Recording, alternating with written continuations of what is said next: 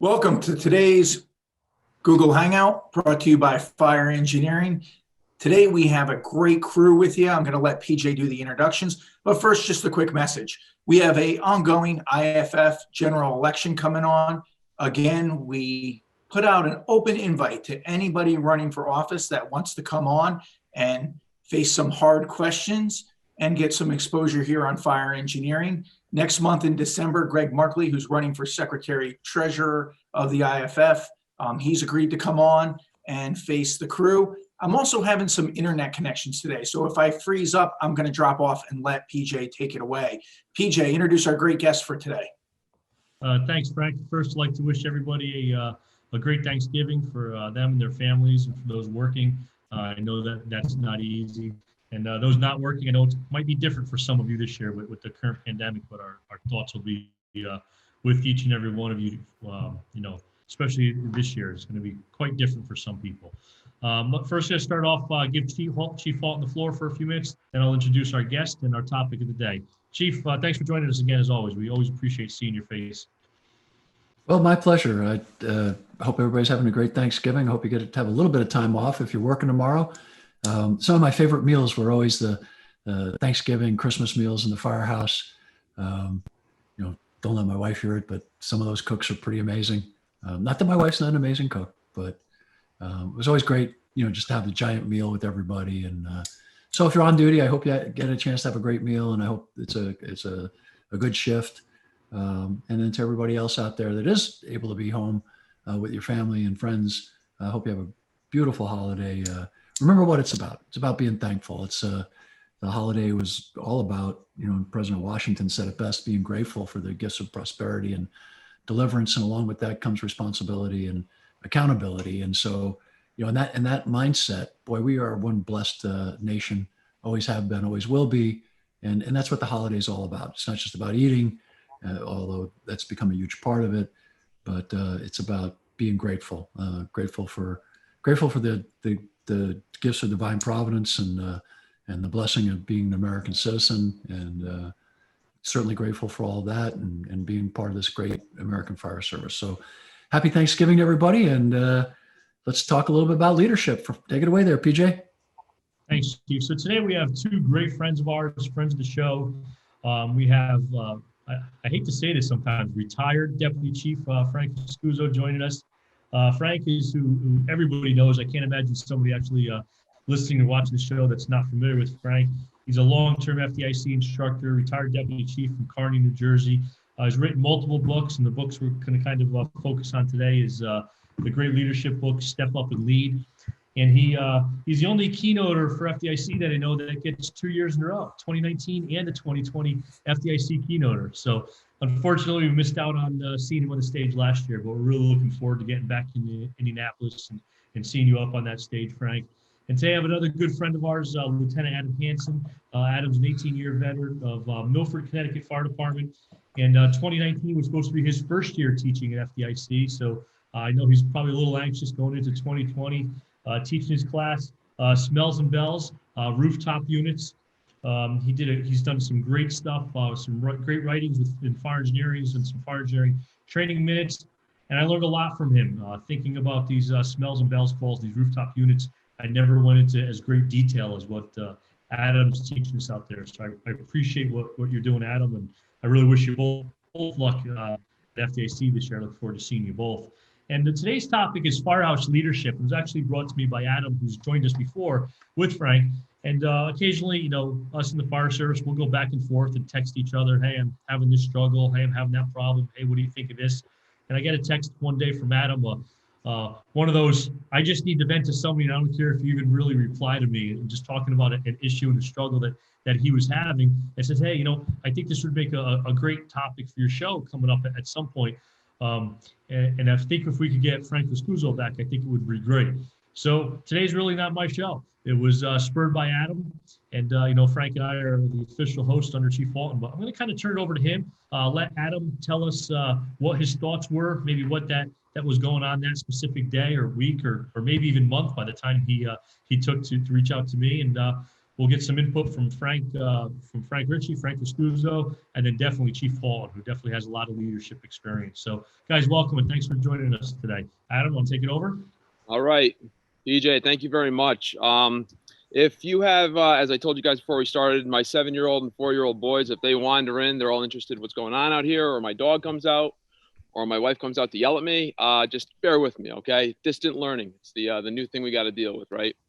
But I have a couple things to put on here today, and I'll try to put them in the right order. But I'd like to start off by most don't really think about it, and I know that most don't talk about it, but when a firefighter gets promoted to line boss, in my opinion, that's a huge deal.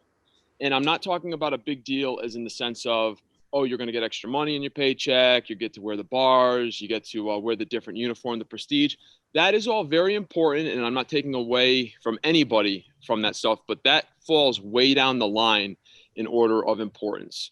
And in my opinion, the big deal that we're talking about is the gravity of the command that one is about to take over when they step up into that seat, when they go from being a firefighter, when they go firefighter to lieutenant or to capo regime or whatever we want to call those different ranks. It's a big deal. But when you raise your right hand, IFO, the mayor, the commission, the commissioners, the fire chief, and you swear your oath before them, you are relinquishing your right to just kind of sit back and say, hey, I wonder what the boss is going to say today. I wonder what the boss is going to have us do. You are the boss. There's no looking. I mean, you have higher ups to look for, but when it comes to your firehouse, to your apparatus, and to your members, it's on you. Okay. So when you drive into work and you cross that threshold and you give a verbal report from the offgoing lieutenant, capo, whatever it may be, it's on you. No matter what happens, I could be in the shower, and after a workout and something transpires between my members or somebody in the community, and I can't later say like, oh, sorry, I wasn't there, this doesn't concern me. It is your issue. It is your command. And I feel that there's a lot of people, there's a lot of great officers out there, don't get me wrong, but there are some that just don't realize the gravity of what the command they're taking over and the importance and the consequences of their actions as a boss. I've talked to firefighters, I've talked to line bosses, I've talked to other chiefs from other departments, from other states, and I could say fairly confidently that this is not an issue that is specific to one town, one department, one county, or one state. It's happening all over the place. And it's just people not being apprised as to what their job actually consists of. When people take the test, some go in different routes, right? Some will, some have no interest. Some say, hey, are you taking the test coming up, the officer's exam? I don't really know if I'm gonna, but then they throw their name on the list, and then they surprisingly do very well because they're smart, they're good firefighters, and they end up getting promoted. Others study very hard for the sole purpose of being called officer, lieutenant, capo, whatever it may be. But in my opinion, and some may disagree, but it's at the end of the day, it's what you do once you get your butt in the seat. Okay. I'm not talking about other issues where like somebody helped you along the way, or there might be some shady stuff going on. That's not what I'm talking about. But whatever route you took to get there, once you get your butt in the seat, that's when it's proven time, right? That's when you're going to step up and say, this is what type of officer I'm going to be, and this is what I'm going to hold my standards to, right? Adam, yep. If I could jump in here for 1 second. You know, you said when you get in the front seat, when you get that badge, that's when it kind of kicks in.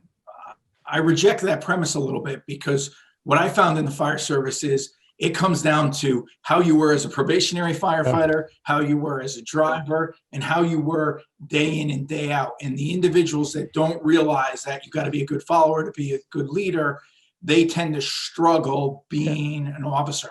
I do agree with you that one of the issues that we do see in the fire service across the country is some individuals think of that badge, and the badge doesn't mean that you're the highest paid firefighter. You have to realize that you are a leader. You are now, it should say responsibility on it, because you're responsible for everything. One of the things that I try to tell my members when I was coming up is the feeling of that command, that weight of command when I first got promoted. The only thing I could compare it to was after I had my first child and I was driving home from the hospital, and all of a sudden it hit me that I was responsible for another life. And when you get promoted to the rank of lieutenant or up through the ranks, you're responsible for somebody else's life. But I think it's important that we realize if you want to be a boss, it starts by doing that extra 15 minutes of housework, checking out the piece, doing the dishes, and making a name for yourself so that when you get promoted, one of your firefighters don't look at you and say, well, you did that when you were private. Frank Viscuso, take it away. Listen, I'm glad you mentioned that, because I was going to go on into that, but that is a huge part of it too, that you can't just be a beater firefighter and then all of a sudden step up into the role. But I'm glad you interjected and added to it. Thank you. yeah, and Frank, it's great that you said that, because that was my thought too, and I know where Adam was going with that. I love these words, seamless transition. What happens in the firehouse a lot, and this happened to me my whole career, it happened to a lot of firefighters that I knew, where you didn't even really know the responsibilities of the next position until you got there. And so we did not do a tremendous job of preparing people.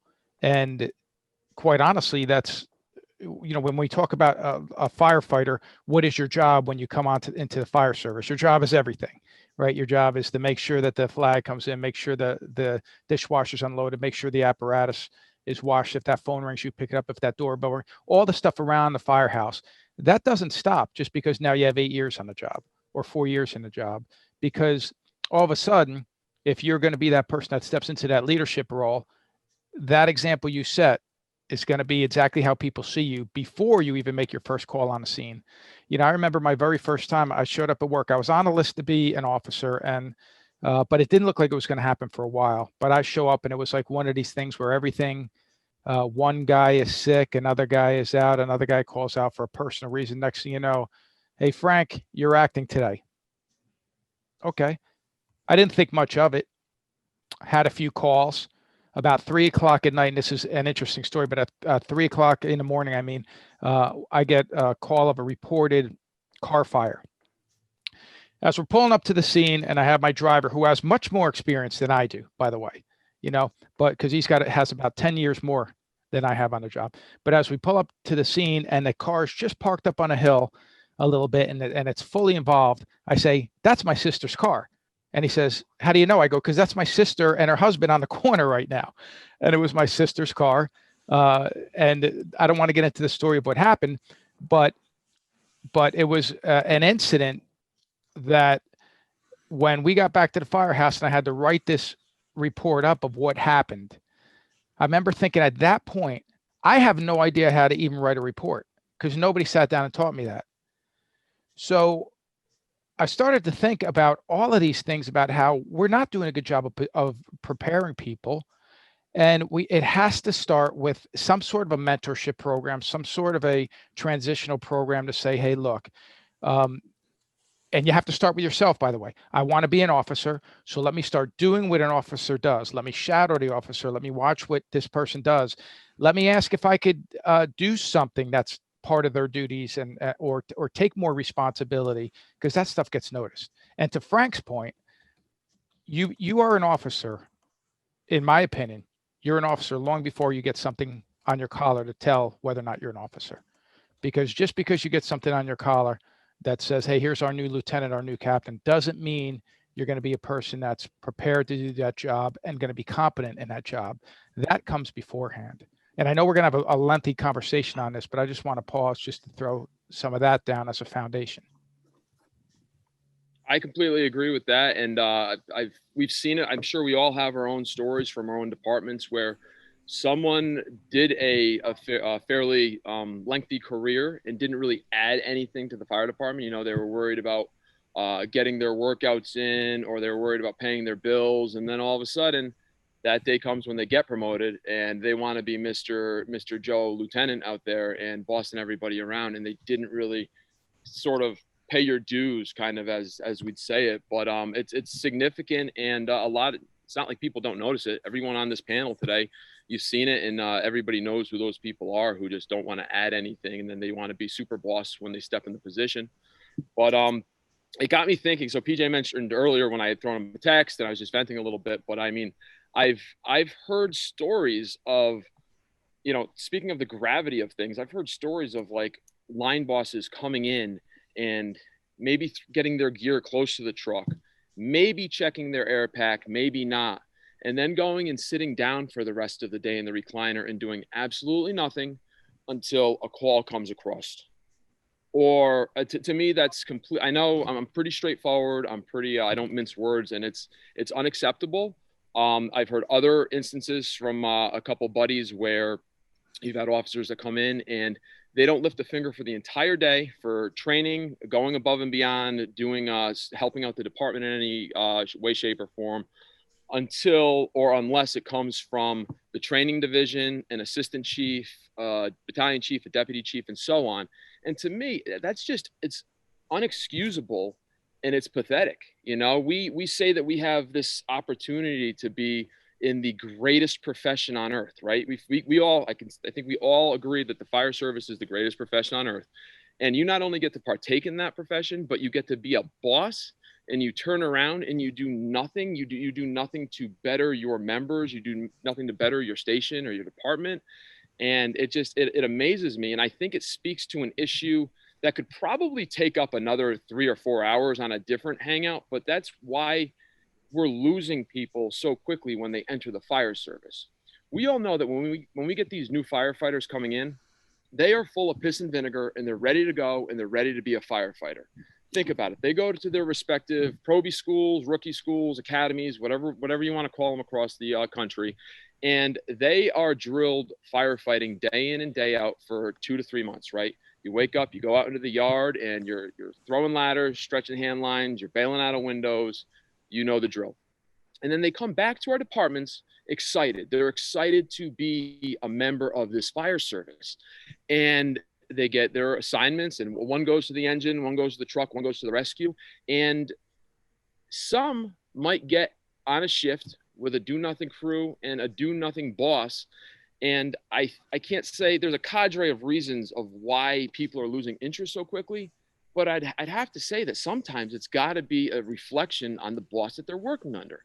Because if they have a do-nothing boss that wants to come in and sit around the firehouse, they don't want to teach, they don't want to discuss the fire service, they don't want to train, they don't want to do anything to better themselves. When you have a rookie out of school, or you have a new guy that needs some, a guy or girl that needs improvement, that's your job, to take them out and to walk them through these things and to teach them, hey, I know on this stretch right here, it's all old 1910 construction, but that building right there, that burnt down, and that is now a truss construction building. So just keep that in the back of your mind. Doing the job as you progress throughout the day. And it's to me, it's being plugged in. Like, you can't just say, oh, I went to fire school 15, 20 years ago. And then, oh no, I went to officer 1 and officer 2. I don't know, what was that, 8, 10 years ago or something like that. It's about staying abreast. You got to be plugged in. I'm not saying that you can't make the incidents happen. You know, whether you're 100% plugged in or you're the laziest piece of crap in your department, you're not going to make the incidents happen. But if you show pride, if you show a good work ethic, if you show that you want to get out there and you want to do this stuff, it's going to take that new firefighter in, and he's going to say, wow, this is actually pretty cool. We might not have caught a fire for the past month, but I'm having a good time coming to work, and I'm having a good time enjoying learning from my boss and from my peers. I think we've all had those situations where, let's say you come in, it's a dreary day out. Nobody wants to be at the firehouse. You know, somebody's complaining about the mayor, somebody's complaining about the chief, this guy's complaining about the apparatus, and nobody wants to do anything. But you don't want to be the bad guy, right? You don't want to be like, okay, guys, let's hop in the truck. Let's go do some training. Let's go do a walkthrough of an apartment complex. That is one of those decisions that a line boss has to make, and they got to be strong with it. It's easy to go hide in your office and say, hey, you know what? I'm just going to ride this out, and I'm going to pray for the end of tour to come quick. You have to go above and beyond and get people out. And I know on this panel, you guys have all seen it, where you can take the road of not doing anything, or you could take the other road of going out and doing something. And you might get a little bit of resistance in the beginning, but from my experience, at the end of the day, the guys and girls are happier with how the day went because they're all type A personalities. They all like going out and doing stuff. And it just took that little nudge to get them out there.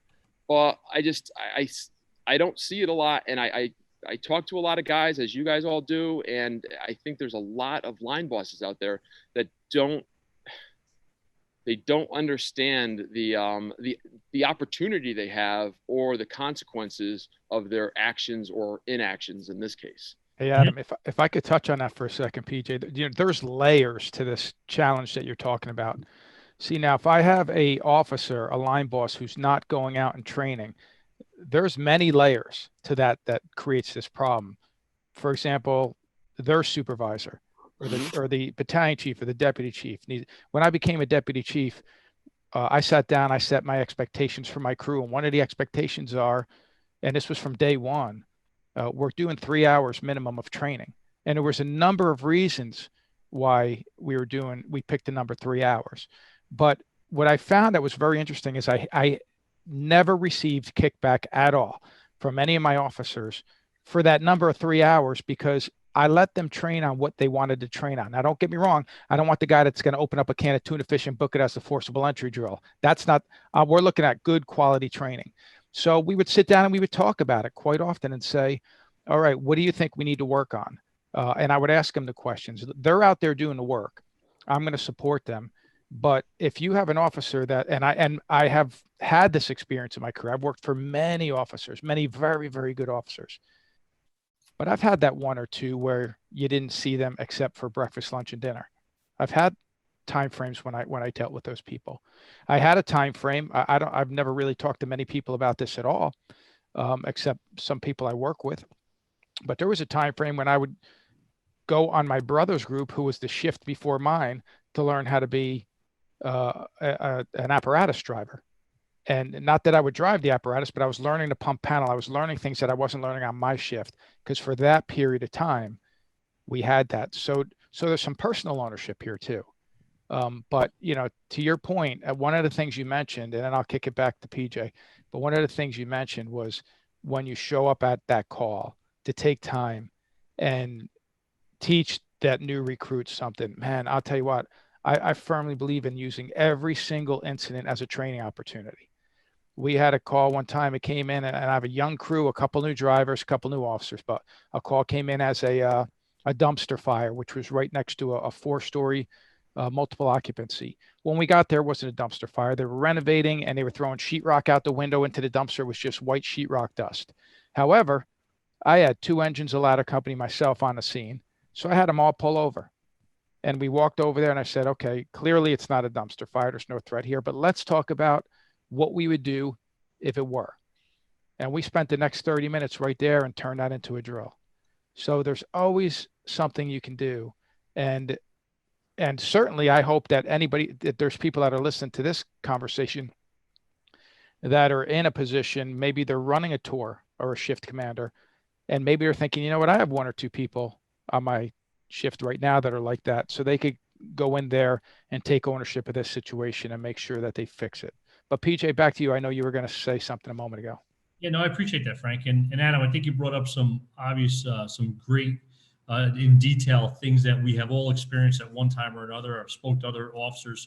But what I'd like to do is I want to kind of turn this in a direction that while we know what some of the issues are, with Chief Walton, Frank, and Frank on today, I'd like to take this other half hour, the second half of the show, and let's talk about those things that we could do to change those cultures, right? So if you're a new officer, or if you're a firefighter listening today, or you're a higher level officer and you have that lieutenant working for you, what can we do to right the ship, to kind of navigate the positive course? Because with the experience that we have today, I think that there are definitely others watching that may be in that situation. So I'd like to hear from Chief Walton, Frank, on what you can do if you're in that specific situation to help right the ship and turn it positive. So Chief Walton, I'd definitely like to get your input on this. Well, I wanted to blend in. As it was Italian American Day, I didn't want to not fit in, so I changed something for you. So Frank Walton, that's great. So Yeah, well, we got Lori Hansen there, so I I figured see that. My wife's computer. There we go. I thought I'd blend in.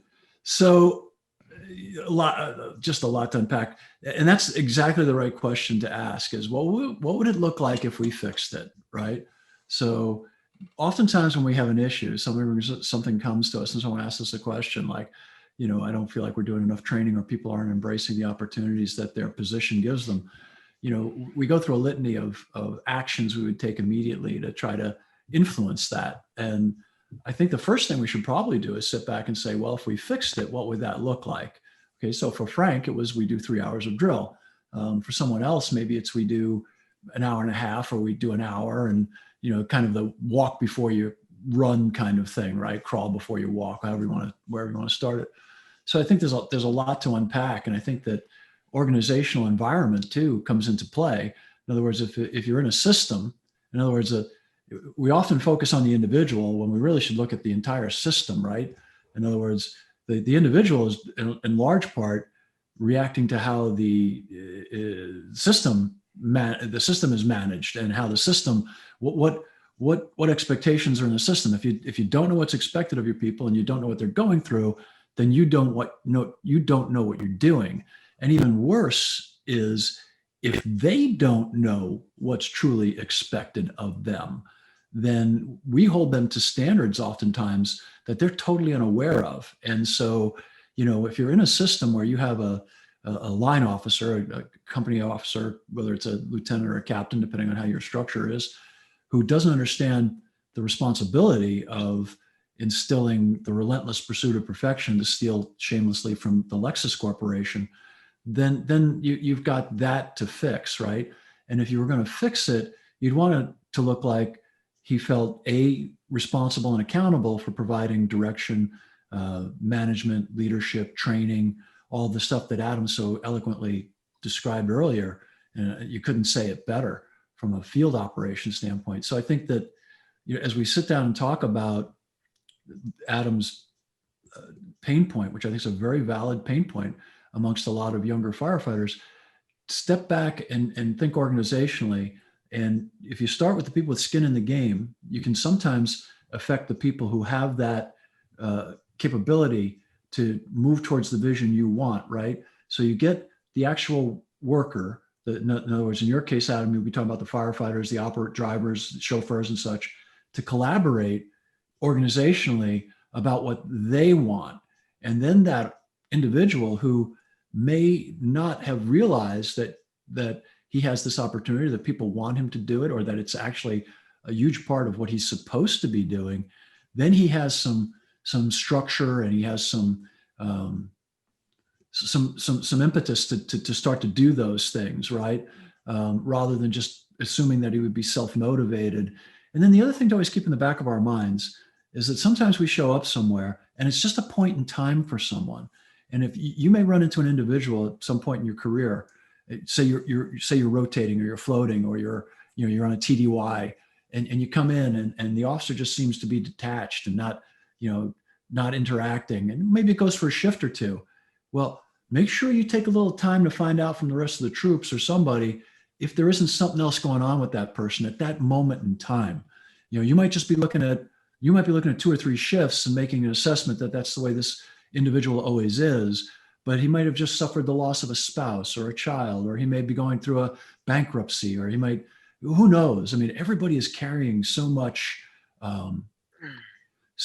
life that we don't see, because we all show the world our Instagram page, with our faces, and behind the Instagram page is the real world, cleaning the garage and trying to get that damn car to start, and all the rest of the stuff that life is made up about. So there's just so much to talk about here.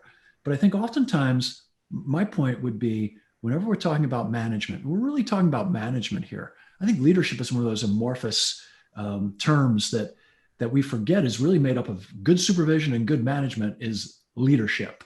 But everybody wants to talk about leadership, which is fine. And God bless you, because it incorporates all of that.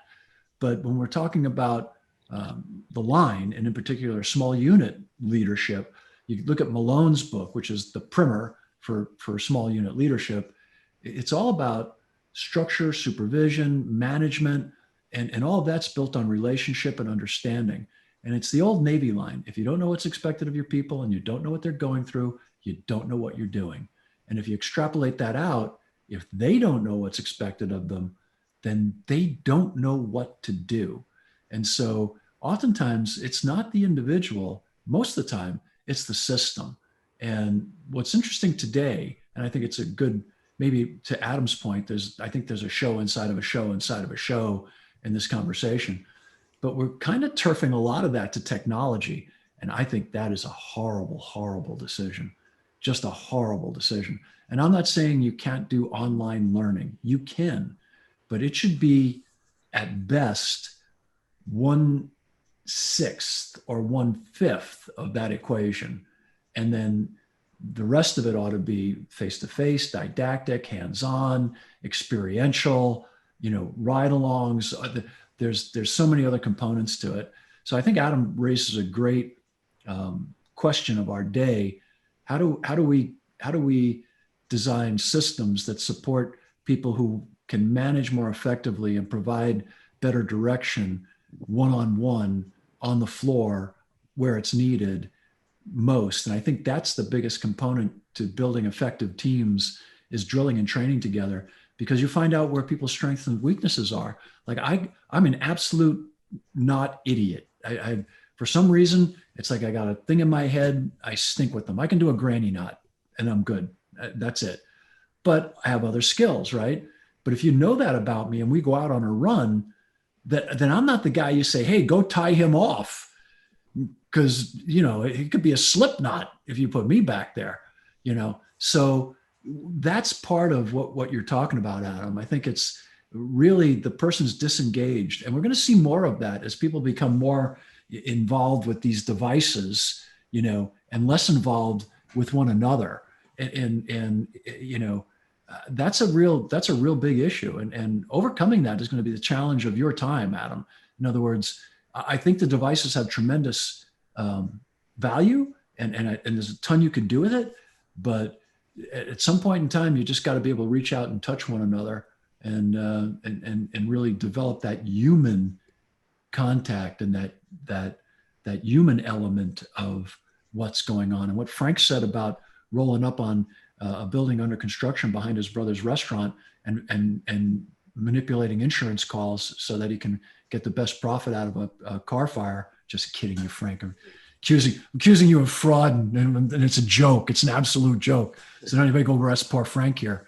So Frank Ricci, we're talking about here. Frank Ricci. Well, Frank Halton. Let's talk about Frank Halton.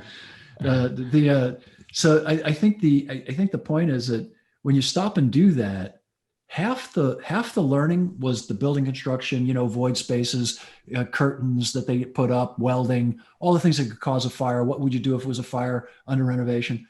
But the other part of it was the truck officer getting to spend a little more time with the engine officer, one of the firefighters getting to hear from this other fire's perspective, somebody talking about, I used to do that work, or, hey, down the street, or so I think that's that's the real magic, right? It's not the lesson plan. It's not the PowerPoint. It's this, in my opinion. But what the hell do I know? Not your, yeah, exactly. It's relationships. Life is real. I was actually just teaching a class a couple of days ago, and as I'm talking to them, I said to them, let's just put this on the table right now so we all leave here understanding this. Life is about relationships. It's about connecting with people. And I told them this, and I'll share this right now. You don't need anybody's permission to create the best working environment possible. All you need is a handful of people that are working at that station to say, we want this to be the greatest job on earth. All right. We know we got that title. In many polls in America, we're ranked in the top 5 for career satisfaction, among the top 5. That being said, I never met a group of people that whine and complain more than a group of firefighters. But nobody leaves. Nobody leaves, Frank. Nobody leaves. Nobody leaves because we know how good it is.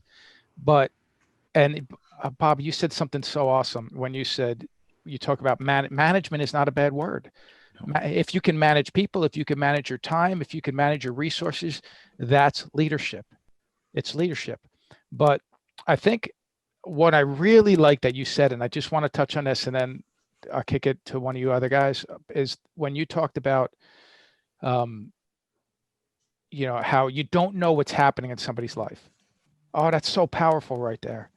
Because you may be thinking, I mean, listen, I went through this. I am very transparent about the fact that I'm on my second marriage. My first wife had an affair on me. And you know when I found out?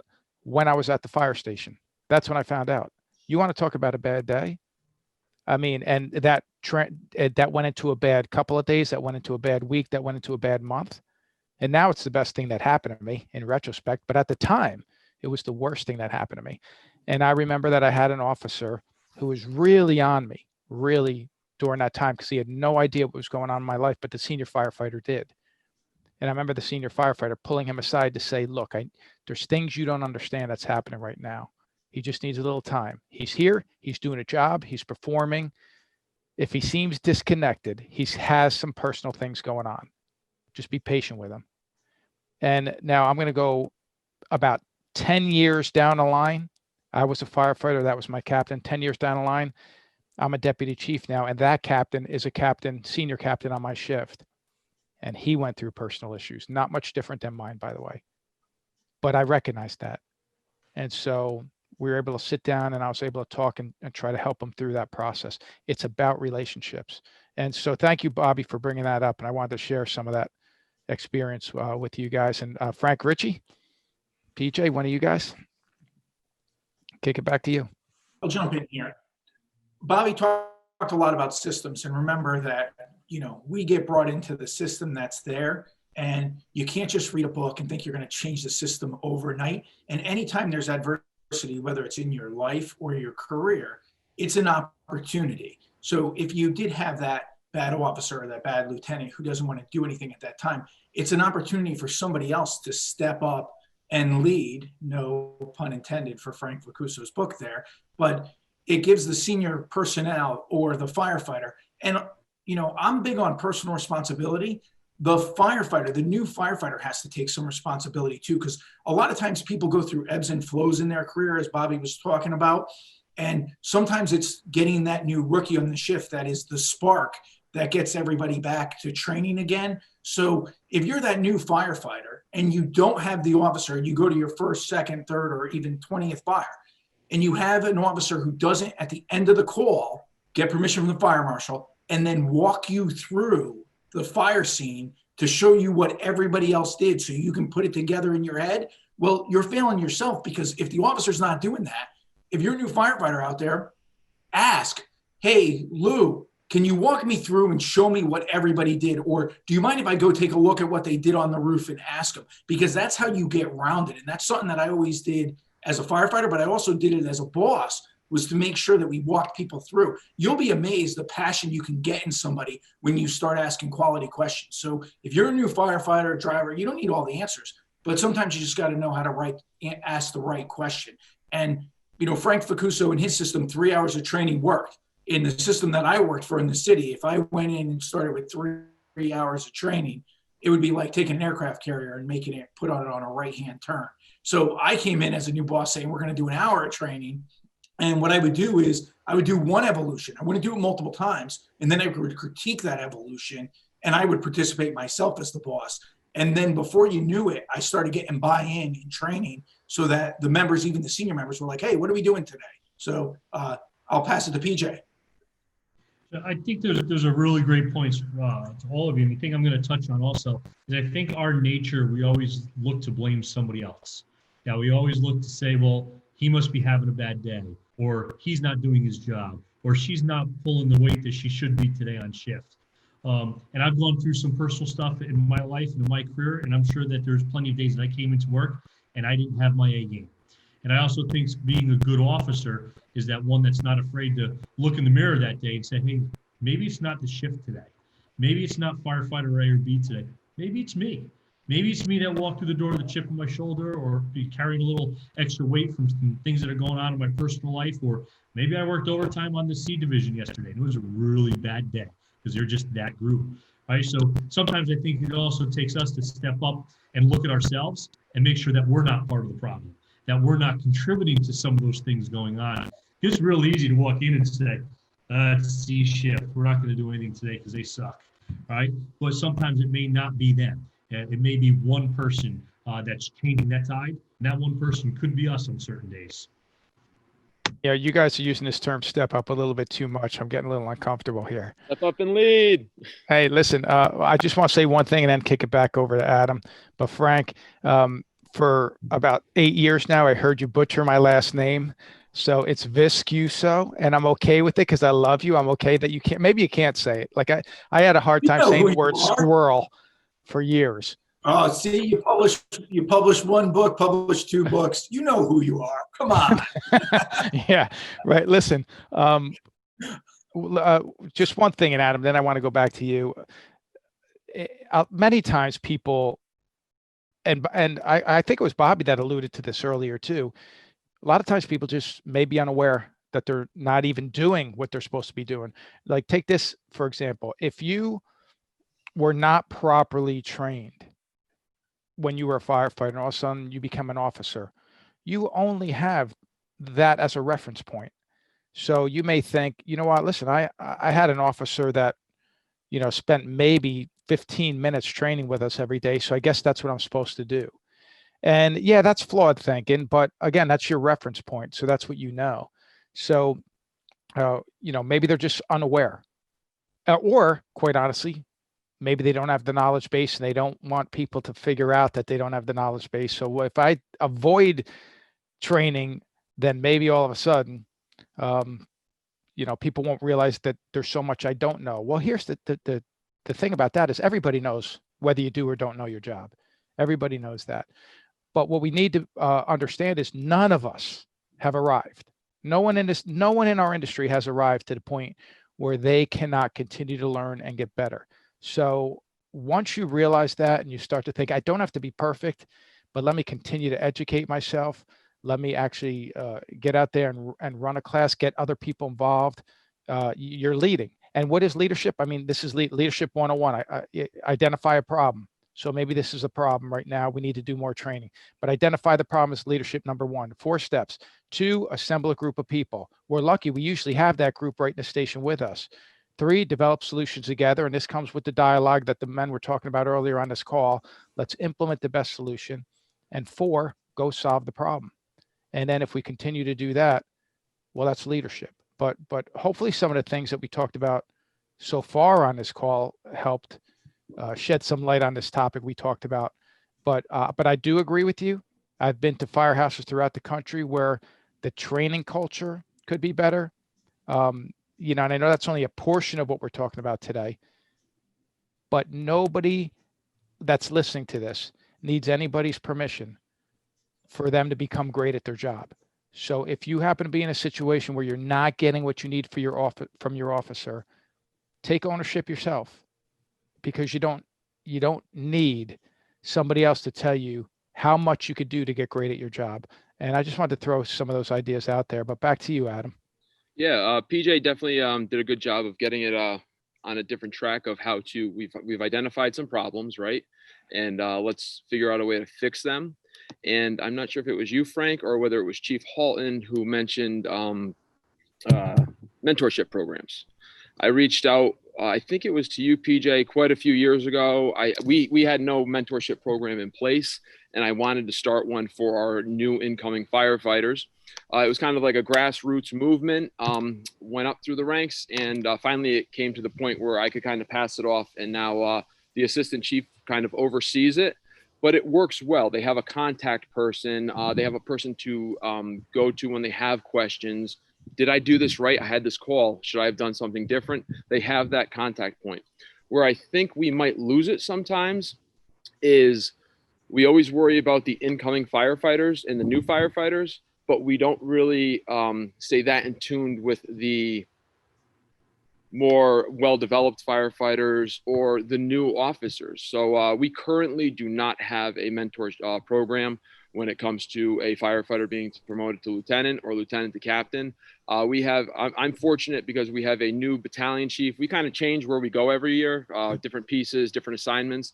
And we have a new training chief who is completely plugged in. He's trying to revamp the program. We have a lot of great training going on, and it's taking some people that really aren't that into it and forcing them to get plugged in. Force sounds like a bad word, but at the end of the day, they're like, you know what? That wasn't too bad. I dreaded it all morning. I didn't want to go up to our training facility. I didn't want to train. But at the end, I learned something. Everybody was nice to me, and I feel a little bit better about myself. So I have very high hopes that this new chief that came in, Chief Zach came in, and he's doing a great job with that. But I've talked with him about possibly coming up with a mentorship program, not just for the new firefighters, but for lieutenant to captain, captain to BC, and so on and so forth, because I think that is important. Because Frank, I think you mentioned that if you go from firefighter to officer the next day and you don't have much experience, what are you going to go off of? You're going to go off of that Rolodex in your head of incidents that you've been to. And if you've only been to a handful of fires or a handful of major calls, you're not working off of much. But there's a lot of departments out there in my area, I know, that are working really hard to try to beef these training programs up and to get bosses and new firefighters, new lieutenants, new people in their positions more plugged in, and kind of give them a chance to succeed. Chief Vaughn? So I think that's some great points, Adam. And I think that the key to mentoring is not to be careful about overthinking it, right?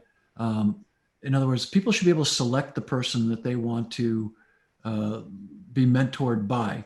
And one of the ways to make that less intrusive or difficult is to take a page out of our friends from the Wildland Coordinating Group, the Red Card folks.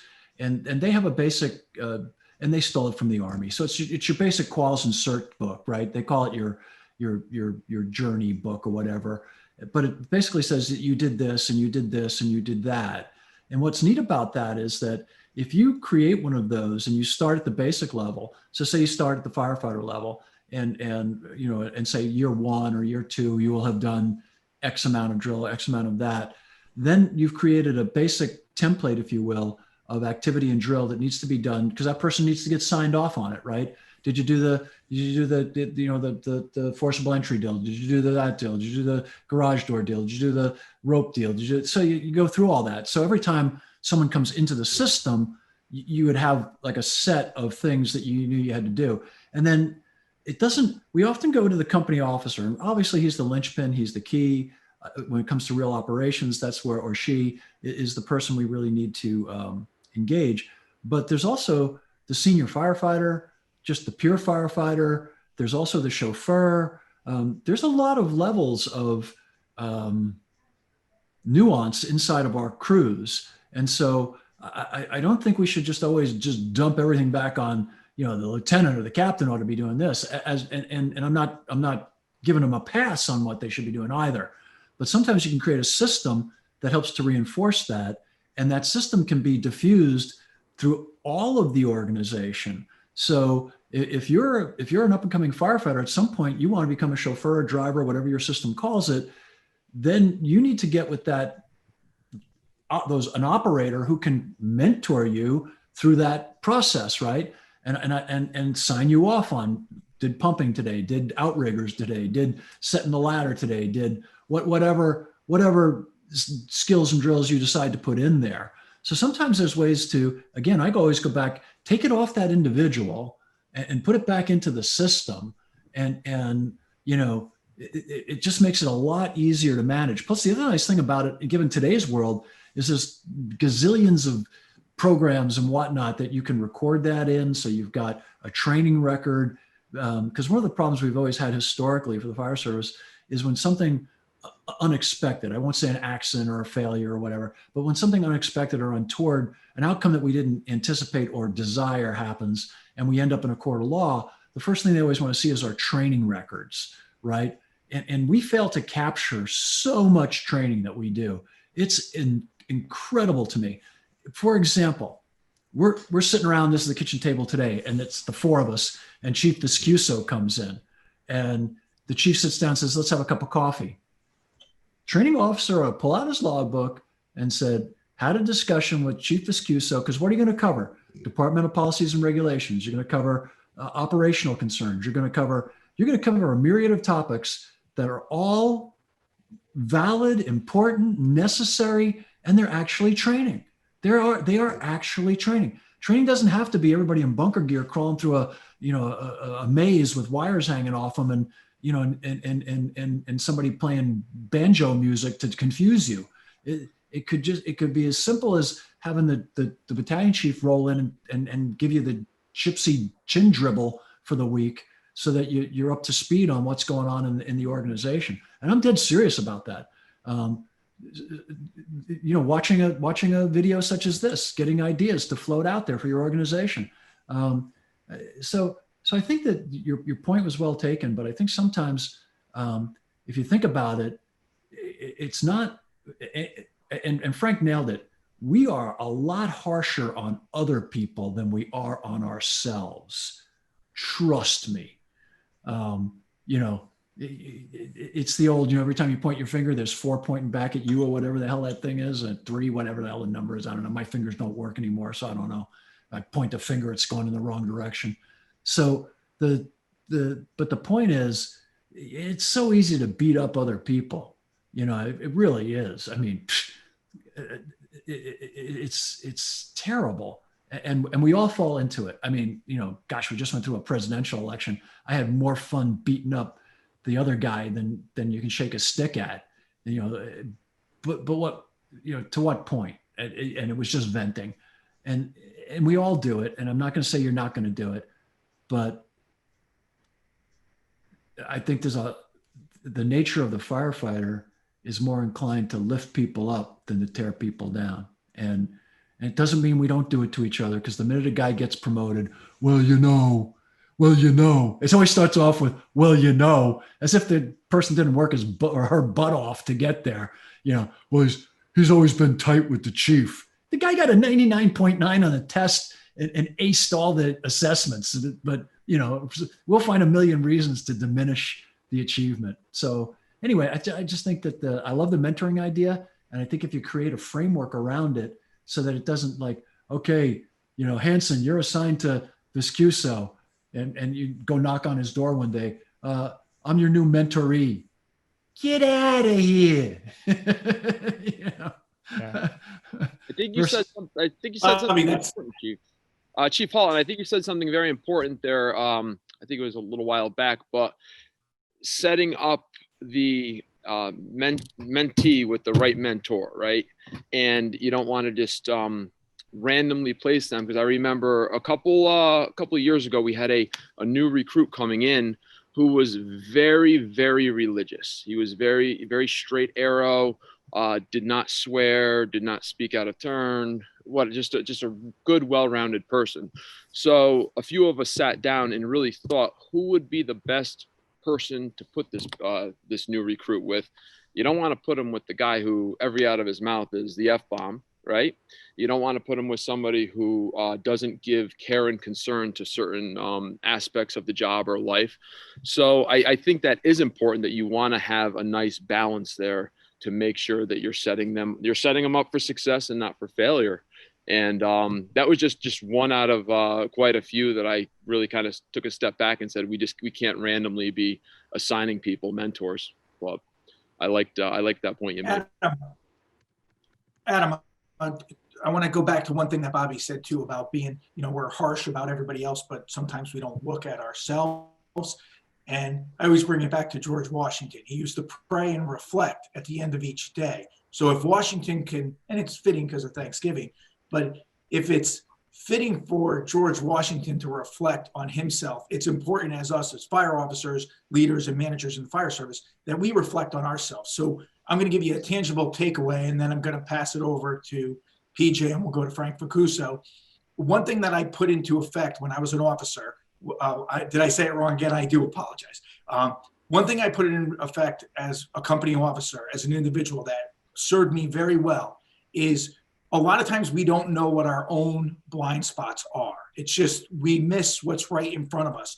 So at the end of each year, what I would do is I would call into my office the individuals for my shift, and I'd say, all right, I got a little exercise to do. It's called a 3-2 tactical. I want you to tell me 3 things that you love about working for me. And I want you to tell me 2 things that if you were me, you could change. And of course, firefighter is going to ask you the first question right off the bat. Well, why are we telling you 3 good things and 2 bad things? And I'd be like, because I'm an egomaniac and I need to feel good at myself when I leave this meeting. So some people came in and gave me no input whatsoever. They were just like, oh yeah, everything's great. But every year I did it, I'd have at least one person, usually it was the person you didn't expect, actually give me something where I had a complete blind spot with, and then I changed on the very next shift to make it better. So again, call in your personnel, ask them what's going on. It's the end of the year, and say, hey, tell me 3 things you like about working for me and 2 things that I could change or that you would change if you were me. And you might find a blind spot. And like I said, it worked for me every year I did it. PJ? Well, thanks, Frank. I think you made some great points. I think Adam did a good job today and teed up the big topic. Unfortunately, it's like to mention, there's a show and a show and a show here with everything going on. I think we did a good job on turning it into a positive show and trying to give everybody some tips and tricks to bring back and things that they can actually do in their fire department to help change that culture if it's really needed.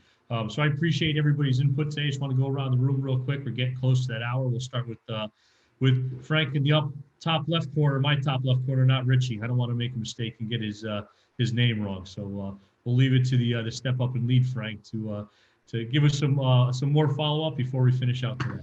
Yeah, I actually just I wrote it in parentheses right next to my name, Frank. That's how you say it. It's Vis with a Q and then a so. Vis. You're missing a first S. That's what the problem is. But you know what? I like the way you say it so much.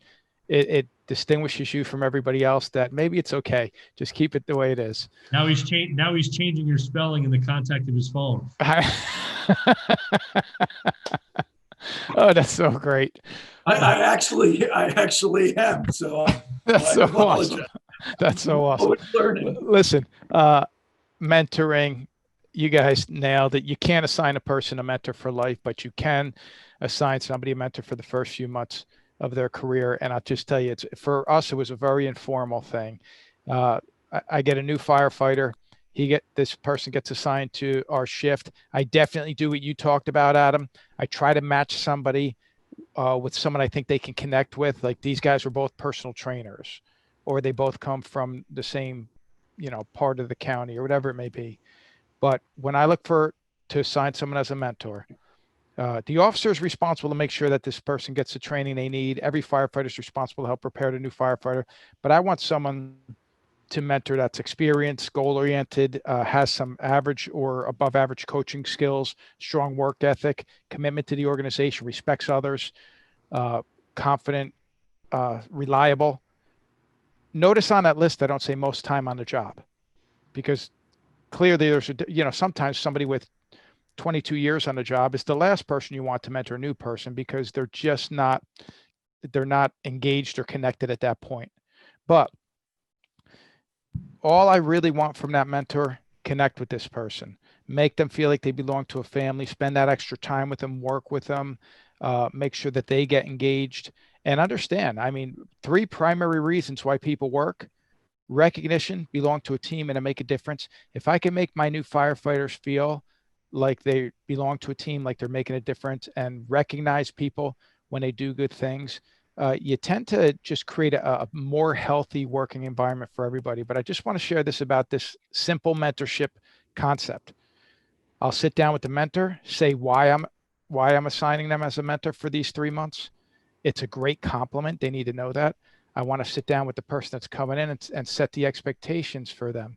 But one of the most beautiful things that have happened is when we talk about this 3 hours of training, Bobby, you hit it perfectly on the head.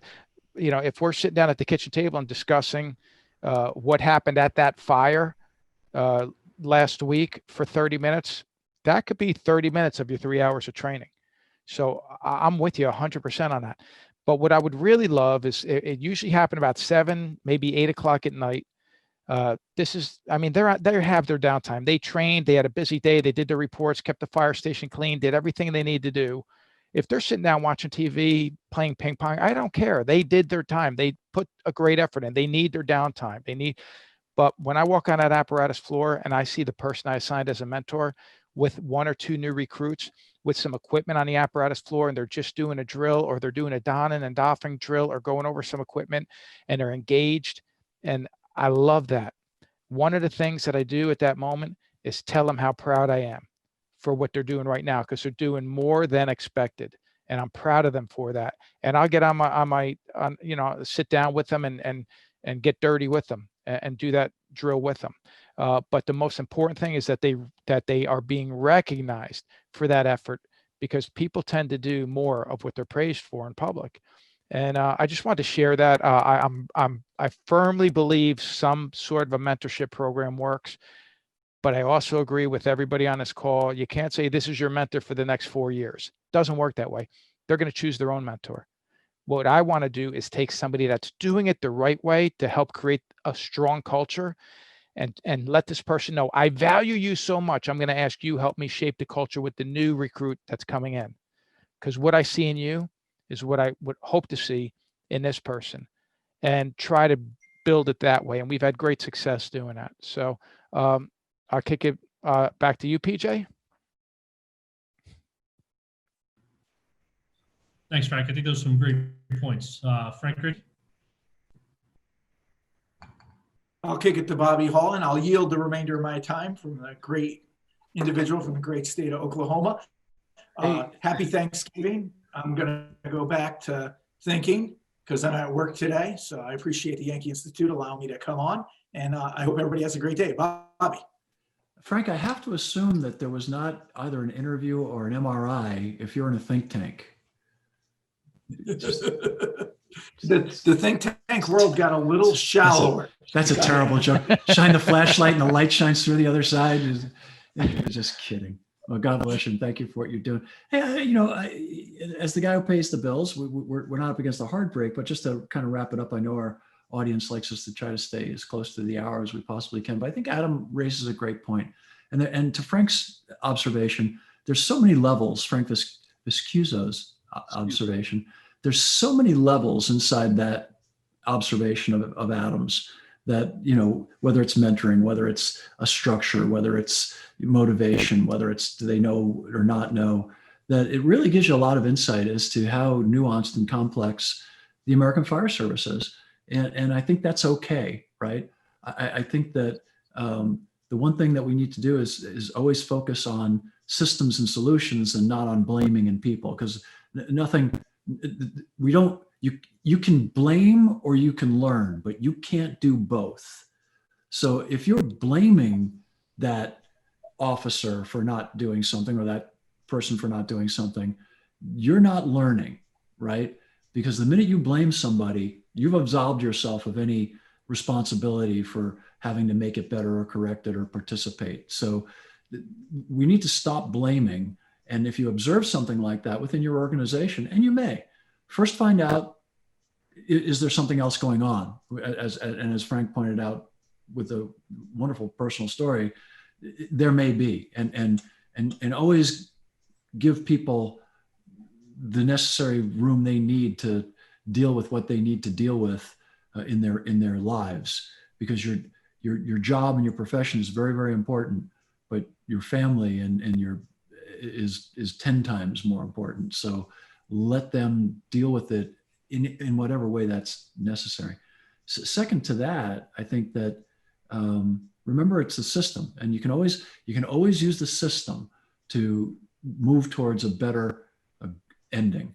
But figure out what it is you want that to look like before you start jumping into do this, do that, do this, do that, right? What do you want it to look like? And that's a fascinating journey. And that should be, I think it was Abe Lincoln who once said, if you asked me to cut a cord of wood in 8 hours, I would spend the first 6 hours sharpening the axe. And the point of that was to get the tool ready to do the job correctly, and brilliant wisdom in that. So spend time up front saying, if we corrected it, what would it really look like? And it might not be 3 hours. It may be 1 hour. It may be 5 hours. It may be, who knows what it's going to be. It may be task books. It may be, who knows what it's going to look like.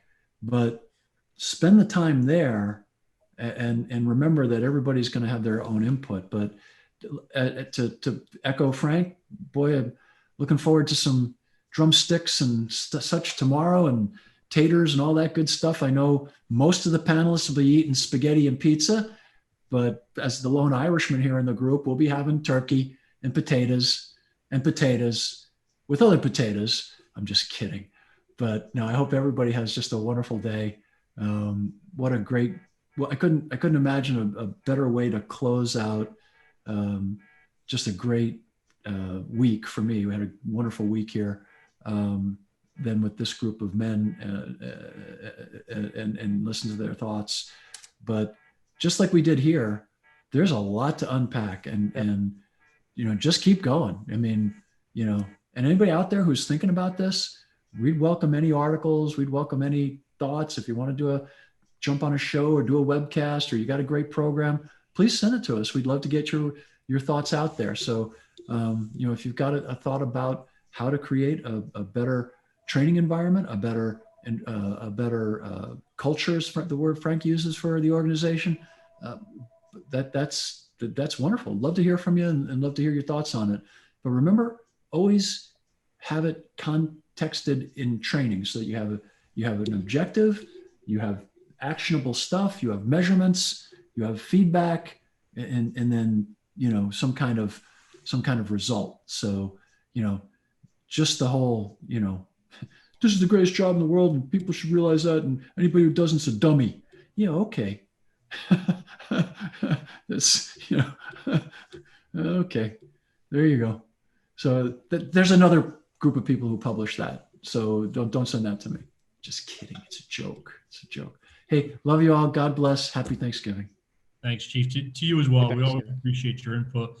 Adam, thanks for bringing these great topics to the group today, and thanks for allowing us to get this whole group together on Thanksgiving Eve. I'd like to wish everybody on the show a happy, great Thanksgiving for you and your families. Everybody watching or listening today, I'll get to you in 1 second. Frank Viscuso, and everybody else watching out there. Thanks for spending some time with us, whether you're doing it live or whether you're doing it in the archives. We really appreciate you listening and giving us the support. And hopefully we'll see all of you in Indianapolis at FDIC 2020 for Frank Scuzzo's second year in naming. Stop. Listen, all I know is I want to make sure that Adam tells us what his location is, because he looks like he's on the set for the Blair Witch Project, and I'm concerned we may never hear from him again. So, hey, happy Thanksgiving. Thank you for having me on, Adam. Hey, thanks, guys. I appreciate it. And somebody mentioned it before about relationships. And I was just having this conversation, as it may go, last night with my 7-year-old. He goes, Dad, how are you successful with this? How are you successful with that? And I said, buddy, it takes 3 things. It takes hard work, it takes determination, and a big part of it is the relationships going forward. And somebody mentioned it before. It made me think of it. Frank, when you said before that when you notice somebody on your apparatus floor mentoring younger firefighters, they got the saws out, they got whatever tools it may be. I appreciated when you said that you give them an attaboy, but right there I was happy. But then you want to step forward and you said that you'll actually get down and dirty and take part in the what's going on. And I think that's a huge part of leadership is people showing up and not just talking the talk, but getting down and dirty and doing it with everybody. And just so you know, that goes a long way to lower ranking officers and to firefighters as well. And my last point is that nobody expects greatness out of people. Just keep moving the bar forward, right? Keep taking classes, keep learning, keep trying to better yourself. And at the end of the day, it's going to make you that much better of an officer and that much better as a firefighter. And I think at the end of the day, that's all you could really ask of somebody is to try your best and be the best version of yourself you possibly can. Thank you. Thanks, everybody. Happy Thanksgiving. Thanks, Peter, for running the show today for us behind the scenes.